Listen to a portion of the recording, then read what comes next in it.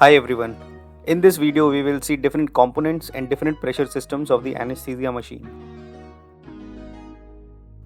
This anesthesia machine or anesthesia workstation is divided into two components.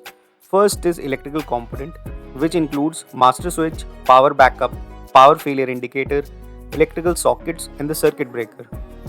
And the second one is pneumatic components, which include three pressure systems, namely high, intermediate and low pressure system.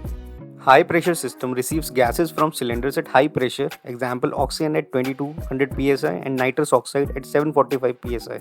Second is intermediate pressure system, which receives gases from pipelines and high pressure system at around 50 psi. Third is low pressure system, which controls rate of flow of gas and adjusts the proportion of anesthesia gas delivered to the patient. Now let us see components of different pressure systems. Components of high pressure system includes hanger yoke assembly, which connects the cylinder to the machine. It has a safety system known as pin index system and has a wooden pressure gauge.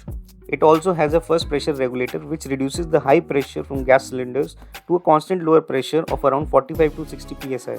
Components of intermediate pressure system includes gas pipelines, which has a pressure of 50 to 55 psi. It has a safety index known as diameter index safety system. These pipelines have color coding, white for oxygen, blue for nitrous oxide and black for air.